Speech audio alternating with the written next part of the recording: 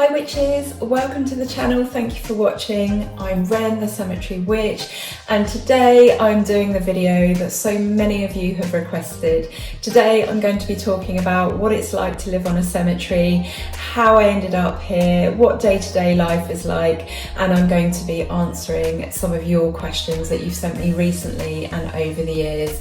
I'm going to show you around, explain the story of how we came to live on a cemetery in the first place, and give you my thoughts on ghosts and spirits and whether we're haunted or not, which is what everyone really wants to know. So if you're interested to learn more, then stay tuned.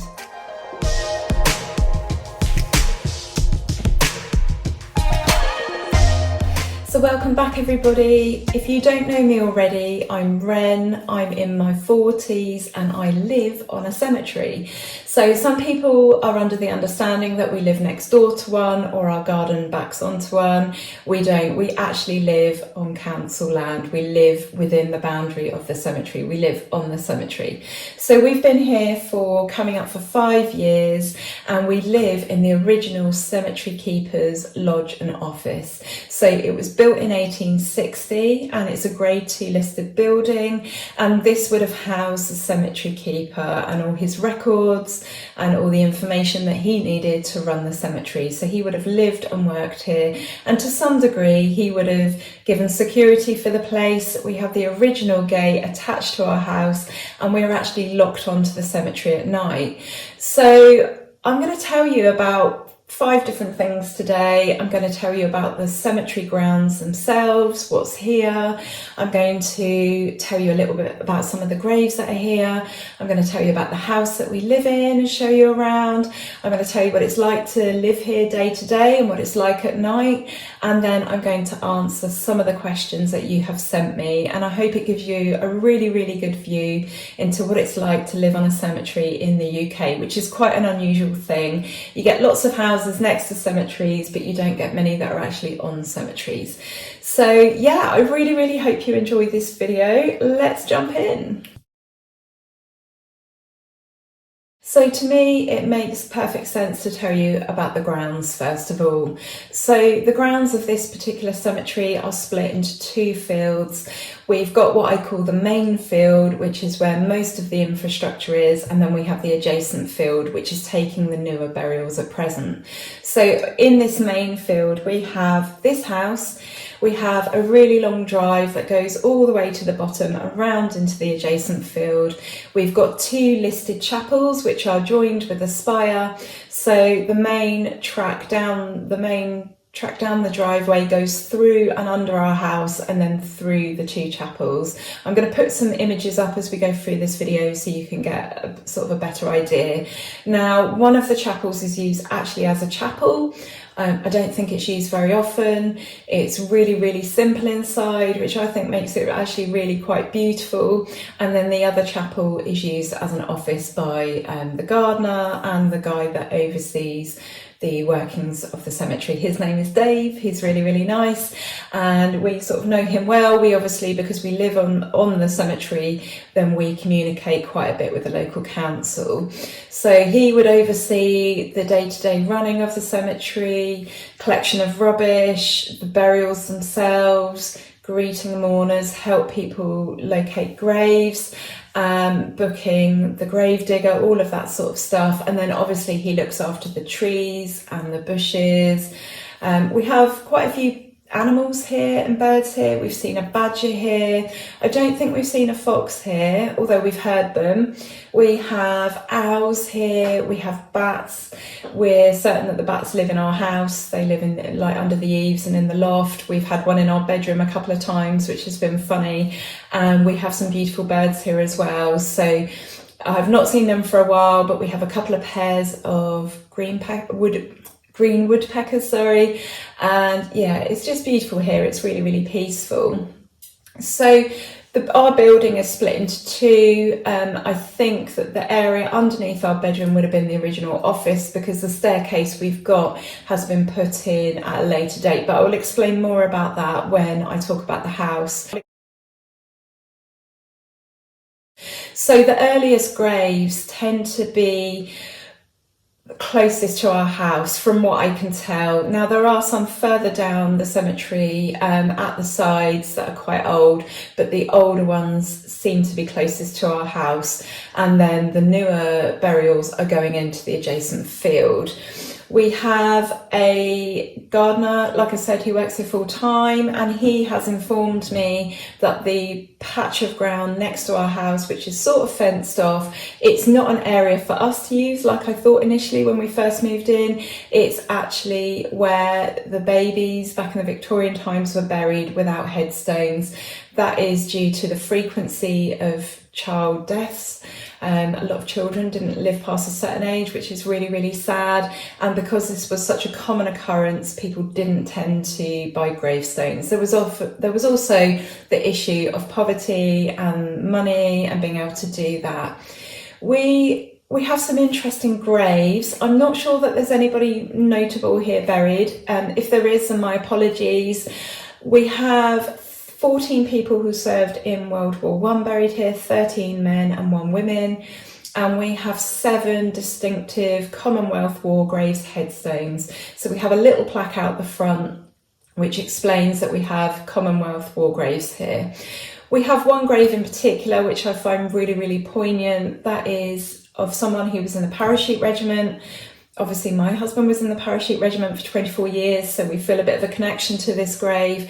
And it was a young man who was killed aged 28 on the 19th of April, 1945. Now, I know that the Second World War officially ended with the Japanese signing a document on the 2nd of September, but in terms of German surrender, that was May the 7th. So we're talking him dying in the final days, like 3 weeks before, really, you know, he could have been saved. So we find that grave in particular really, really poignant. That does have a distinctive Commonwealth War Graves headstone.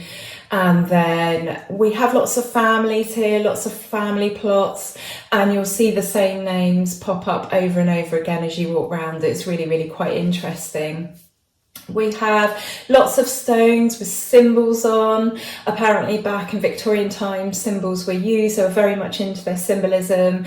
It's the same with the language of flowers, but also this is because many people couldn't read and write. So by putting symbols on graves, people could look at graves and they would make links and connections to what that person stood for. So it could be linked to a job or a career that they had, or a way that they felt about the world, or their religious thoughts and beliefs. So yeah, it's really, really interesting walking around the graves. We do have a lot that are so old that you can't read what they say anymore. I actually really like those. I like to go and give them a little nod or a little touch and just give a thought to the person that's buried there, and just kind of mentally let them know that they haven't been forgotten and that they're still being remembered. I think there's a lot of power and beauty in that. So in terms of our house was built by Pearson Bellamy and J. Spence Hardy of Lincoln, and they built the chapels down the bottom of the, I want to say garden. It's not our garden. We don't have a garden. The grounds are our garden. They built the chapels that are down at the bottom, and they were also responsible for building quite a few notable buildings. Ipswich Town Hall is an example of one of their designs and their architecture. So it's a Grade 2 listed house. Gothic architecture, carriage arch, and we have really thick, metre-thick stone walls. So if you've been following this channel for a while and you watch the Witching Week, you'll know that for about 8 months of the year, especially this last year, we've been really, really cold. What with the issues with paying for the heating and stuff, where everything's gone up in price. And this is because we have metre-thick walls. So our windows, I've got a window here in front of me, and you've got the window, and then you've got the recess of the wall, so it's at an angle, and the wall is like this thick. So it's like a refrigerator in here. So it's good downstairs in the summer, but when the sun shines on it as well, the stone heats up and makes us too hot. So it's quite interesting living here. You have to be quite tough. And Yeah, like I said before, we're actually on the grounds. Many people think that when I say I'm called the cemetery witch, it's because I like cemeteries and because maybe we live next door to one. We don't, we actually live on one, which is, of course, really, really interesting. It brings some very unusual and unique challenges, but there's also lots of benefits to that too. So, like I said, we're locked in at night. We shut the old original gate. It's hinged onto our actual building, and that gets shut, and then the cemetery is shut at night. So we have various rules and regulations surrounding that. We have beautiful wooden floors throughout our house. We have a very unusual setup in that we've got 2 staircases and that we've got steps at the top of our house once you've gone up those staircases, which go up to the middle room, because our house is kind of pointy as well. So we own our property. It's a character property. It costs lots of money and upkeep in terms of maintenance, but it's got such a peaceful and beautiful, calm vibe. Lots of you ask me if it's haunted. I'm going to get onto that probably when I answer your questions, because I've actually written all those down and I'm going to answer them one at a time. So we'll go on to that, but the vibe in the house is so peaceful and so calm, and people actually comment on that when they walk in. So yeah, it's absolutely wonderful living here. The building used to be apparently a building where council workers hung out. So I think that perhaps once upon a time there was more than one person working here, or this was a building that was used for general council workers in the area. Apparently there used to be a pool table upstairs, and the only room that I can figure would have enough room for that would be our bedroom. This building became derelict, and then eventually it was sold to the public. It was a private sale. Somebody bought it and renovated it, and they lived here for 11 or 12 years, and then we bought it. So some people think it's a museum, some people think it's a chapel, some people think it's an office, and some people think it's kind of a tourist information building. We've had some really interesting sort of experiences and situations here. I've had the front door going and someone trying desperately to get in, and I've gone and opened the front door, and there were 2 elderly ladies on the doorstep, and the lady said, "Oh, we wanted to come and have a look at the books." And then she stopped and she saw the penny drop, like I could almost hear the cogs whirring, and she said, "There aren't any books, are there? This is a house, isn't it?" And I said, "Yes, this is a domestic property." So we had a little chat on the doorstep. We've had lots of knocks on the door for people looking for certain graves and things. We live in quite a affluent area, and I would say that some of the attitudes of these people are not always pleasant. We've had knocks on the door and it's very obvious that it's been dinner time, or we've just had people that are just so wrapped up in themselves. And I don't want this to sound mean, because obviously I always keep in mind the fact that people are mourners, or they're mourning, or they're looking for the grave of a loved one. But I've taken great efforts to help people find something, or find the gardener, or find their way around, and then that I've just been dismissed like I was nothing. This is my home, we are busy here, and some of the people here are quite interesting. So we've had someone knock on the back door on a Sunday when we've been watching a film. We've got patio doors so you can see right into our living room, and my husband's opened the door and they've said, "Are you the caretaker?" And he said, "No, I'm not." And he said, "Right, well, I've got this rubbish for you. I'm not going to put it in the bin. I'm going to give it to you, and you can give it to the caretaker on Monday." It's almost like we are just public property. So that in itself can be quite hard sometimes. I've also had paramedics here. I was taken into hospital, had an issue with my heart, and the paramedics had left the door on the latch, quite rightly so, or they just left it ajar or something. Anyway, I've got my top off, I've got all these patches on me, and I'm plugged into a heart machine. And then a guy walks in really quickly into the kitchen and he says to me, "Have you got a watering can, love?"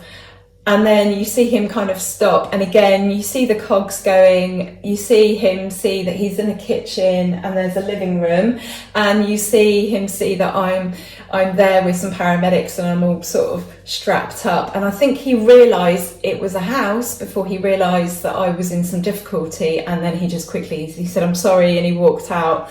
So it's quite interesting living here. I would say our interesting stories are related more to the general public than they are ghosts and ghouls, but we'll get on to that because I do have some interesting stories there. We're not currently the caretakers of the land. We have our lovely gardener Dave. Maybe one day in the future, if he gives it up, I know my husband wouldn't mind doing it, but we are quite happy where we're at. We feel very much like we are custodians of the land. We keep an eye on things, and we also open and close the gates. So we are very much intertwined with this land. We're very connected to it, and I absolutely love living here.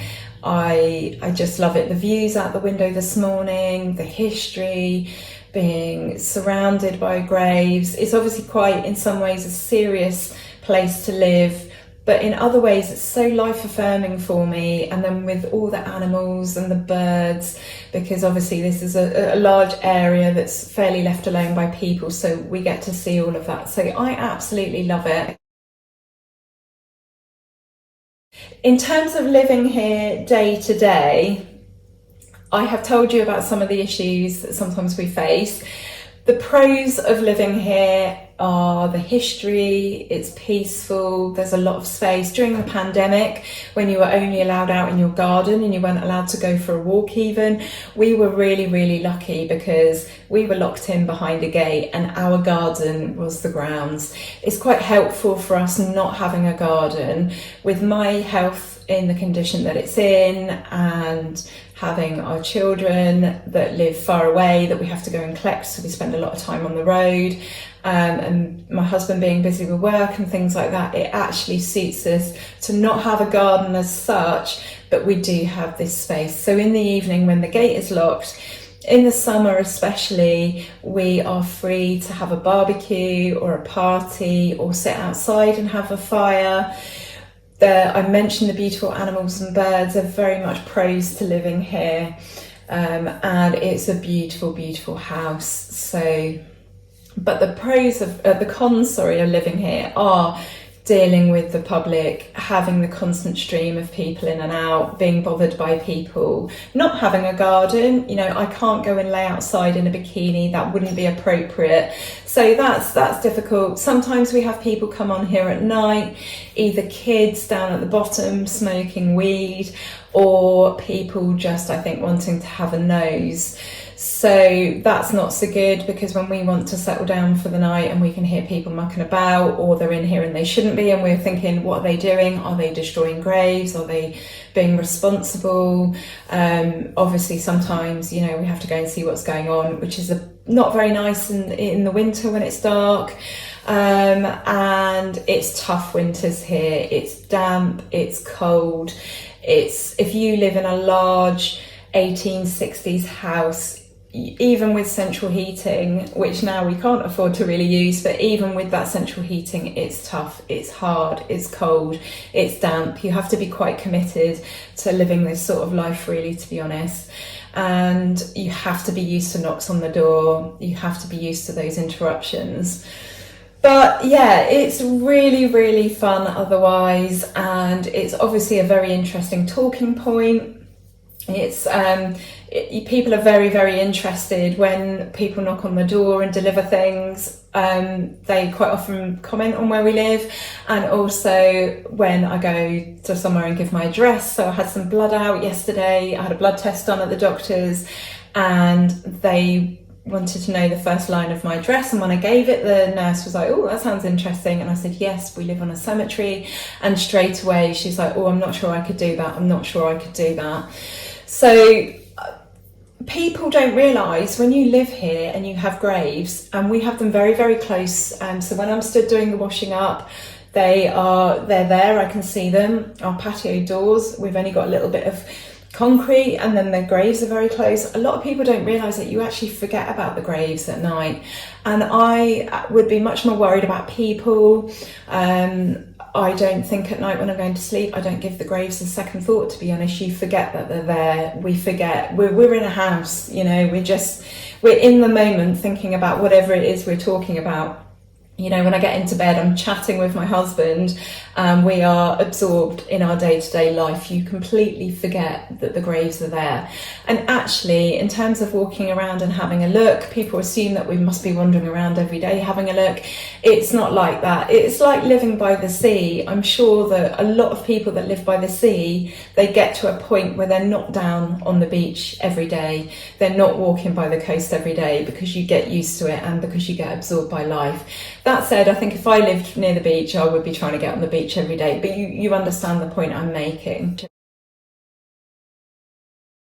So now I've explained a little bit about where we live and shown you what it looks like, I'm going to answer some of the many questions that you guys have given me. And I guess this is where it gets really interesting for you guys, when we get into the questions about ghosts and ghouls and things like that.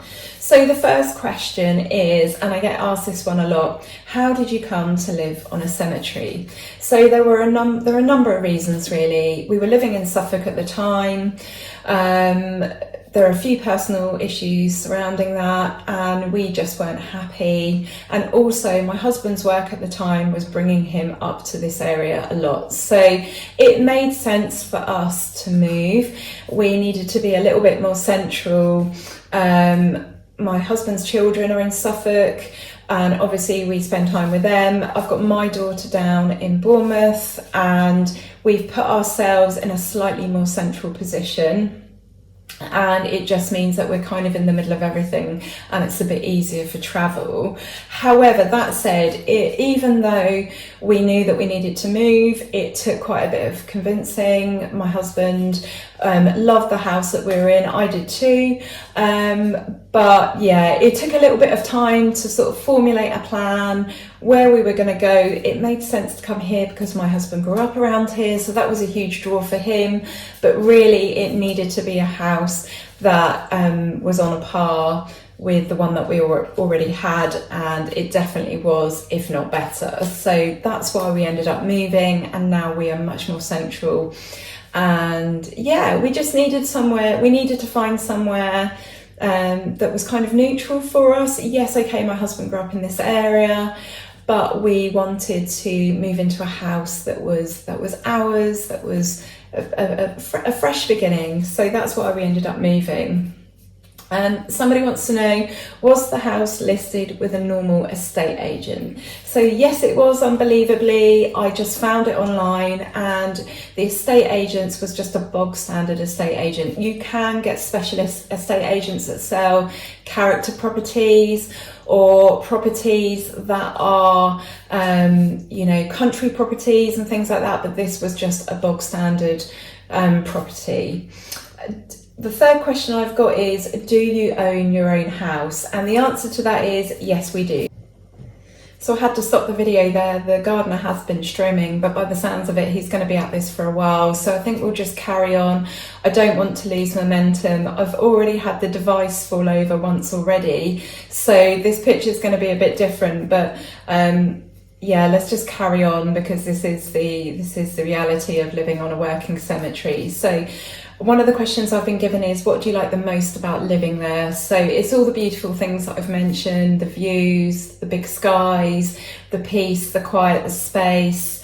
What do you like the least about living there? And that probably would be the intrusion, people coming up to the windows and staring in, or feeling quite okay to disturb us and then not to say anything about it. But for me, that just adds to the charm, really, of living here.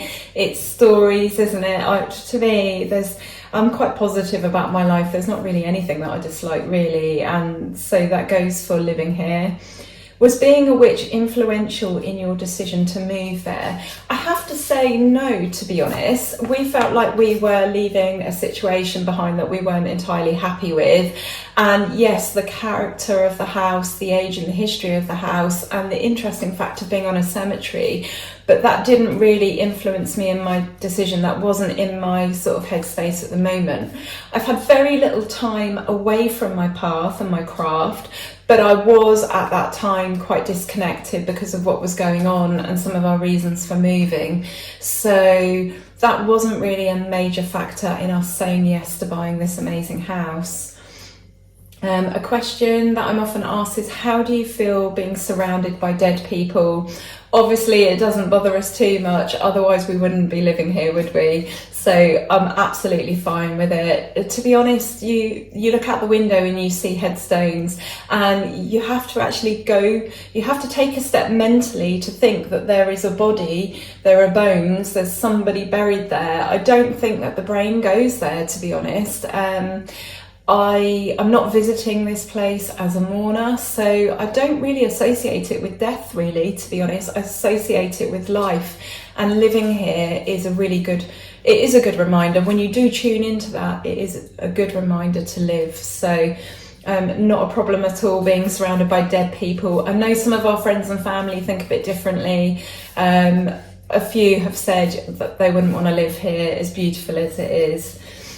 The next question is, what do other people think? So kids seem to be fine with it. They weren't at all bothered, even though they were obviously quite a bit younger. I did have concerns that when they stayed over, they might be scared or we might have issues with that, but they were absolutely cool as a cucumber with it.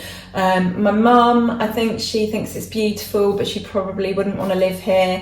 Spiders are a big issue for her. We have so many here because of the nature of the house. You know, some of our floorboards, we've got, you know, like inch thick gaps, and so that would be a definite no-no for her. And quite often we get mail delivery drivers who pull up here and they cannot believe that we live here, and they're like, whoa, I couldn't do it, I wouldn't want to do it. So other people have quite strong views here, and I think that if we ever sell this house, I think it's going to take a real niche buyer, because apparently living near graves knocks a bit off the value of a home.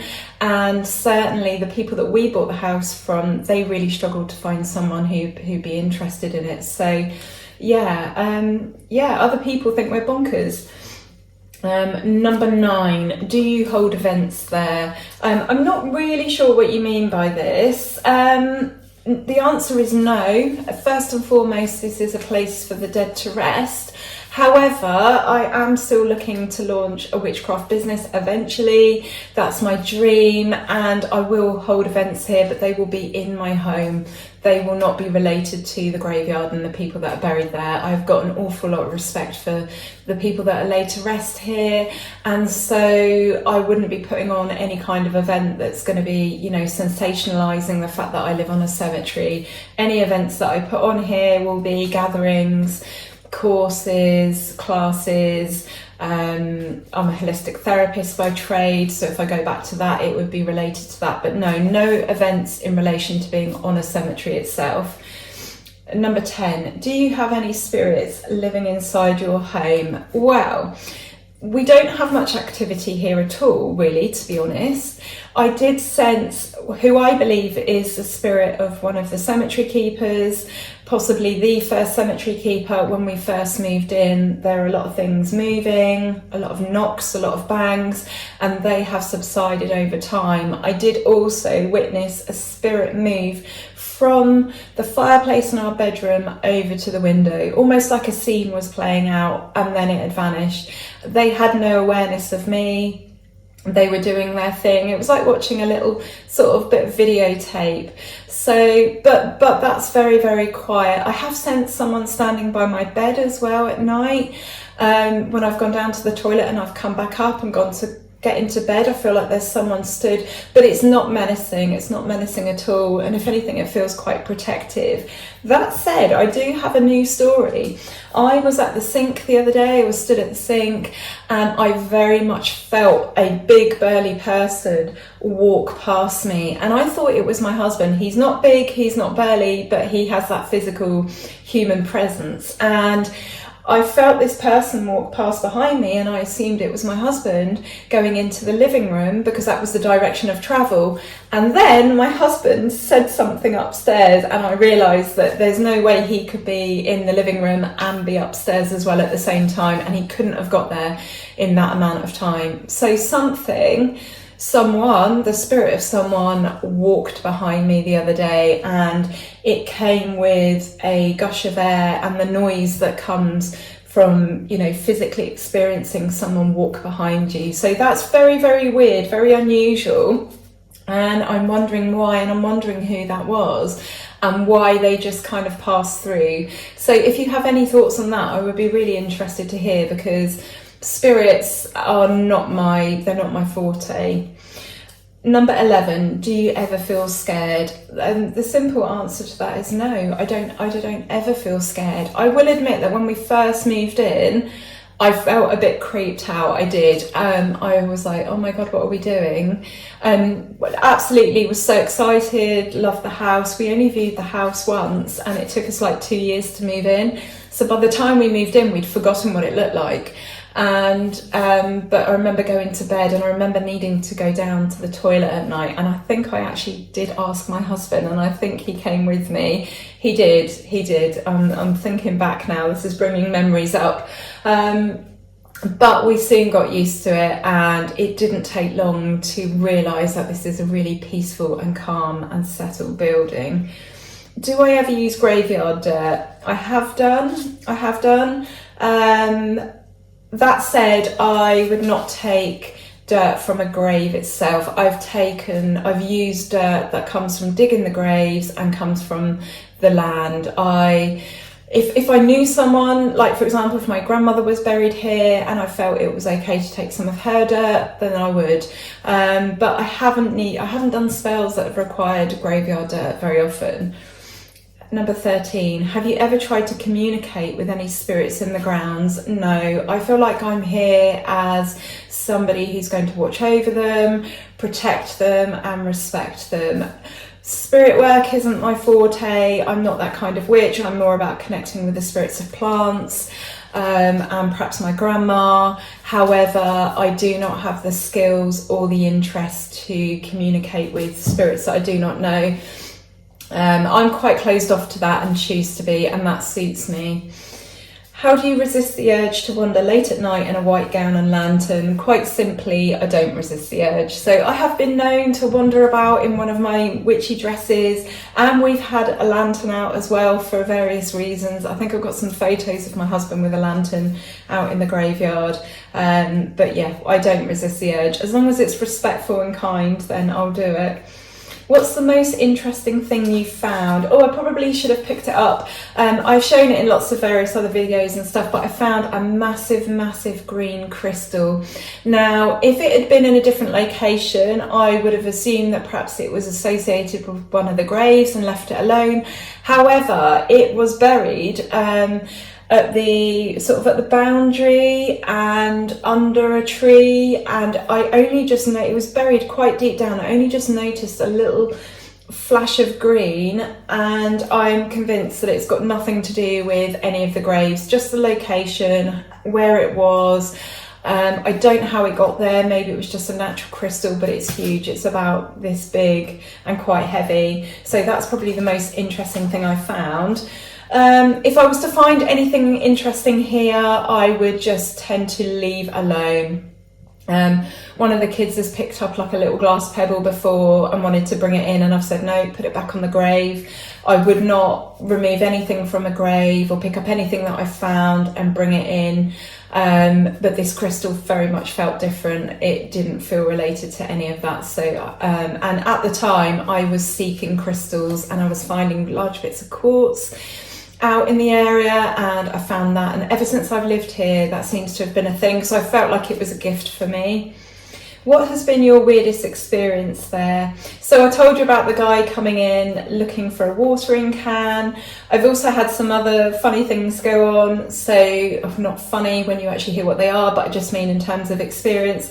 Unfortunately, there was a lady that had a bike accident outside. She'd been knocked off her bike or fallen off her bike, and she cut her face up quite badly. So I brought her in, called for the ambulance, and paramedics came.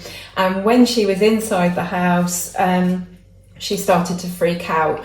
So at the time I had some pumpkins out, it was Samhain. But I wouldn't say there's anything actually spooky about our house. We've got a beautiful kitchen, we've got a lovely living room.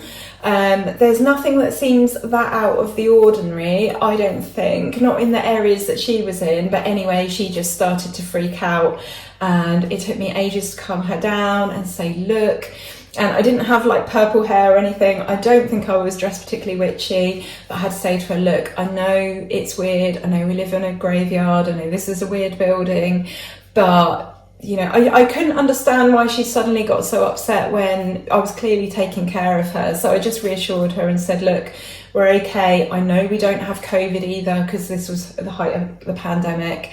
The ambulance is on its way. I'm going to take good care of you. We'll take care of your bike until you can come and collect it later. You know, we did everything we could, and she'd gone from being normal to being like quite hysterical, and I don't know if it was like the bang on the head or what.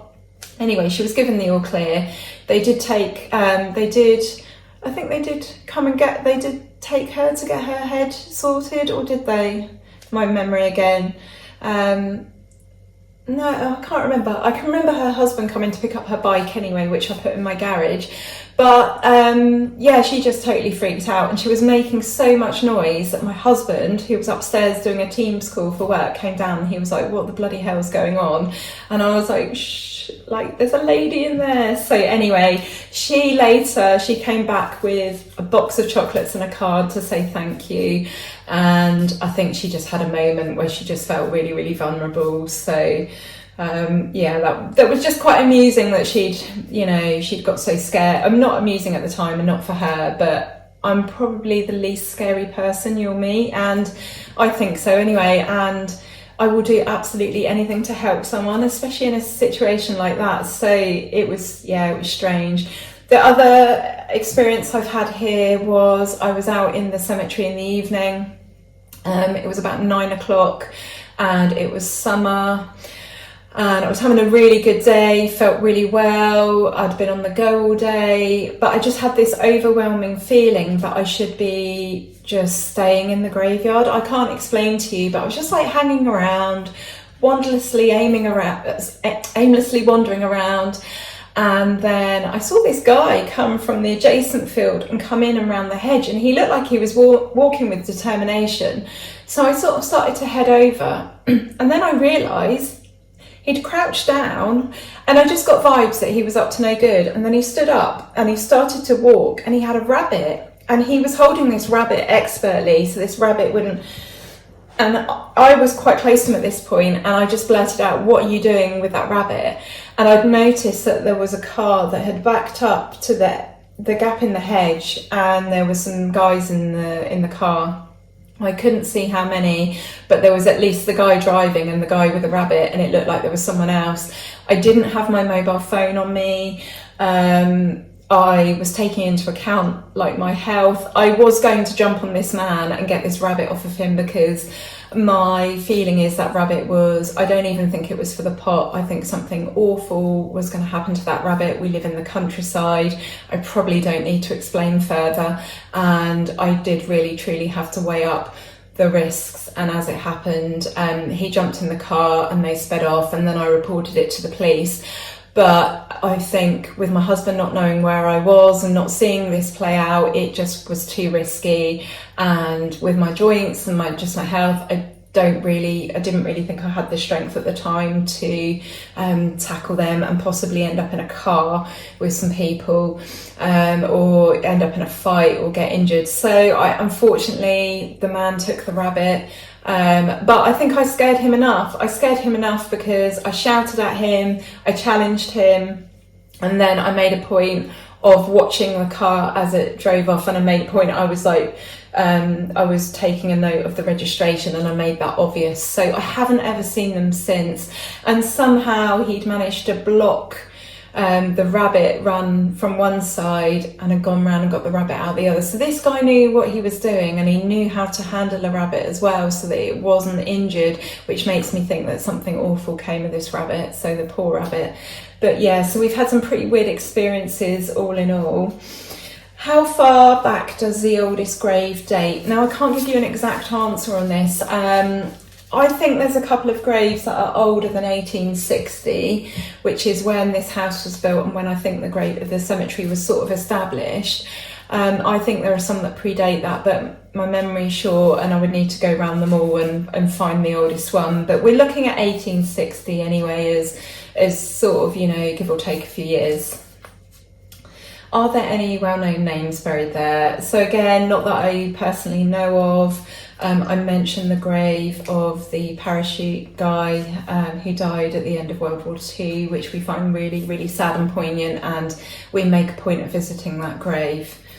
And then the final question I've got is, will you stay there forever? The honest answer to that is I don't know. We'd like to. This house is just perfect for our needs. We're happy here. We love it. But who can tell what's in the future? Also, the prices, the world changes, and the change in prices and things going up massively. This building just drains money. So in terms of making sensible decisions, possibly not forever. However, I'm not planning on going anywhere just yet. But if a new or different opportunity came up that suited us, then never say never. Yeah, life it's a journey, isn't it? It's an adventure. So who knows? But anyway, I hope that you've really enjoyed this video. I hope that I've managed to answer your questions. I'm sure that I probably haven't got the sensational answers for some of the questions that some of you would have liked, but this is the reality of living on a cemetery in the UK. Thank you so much for watching. If you've got to the end, then thank you and well done. And I'll be back soon with another video. Take care for now. Love and blessings.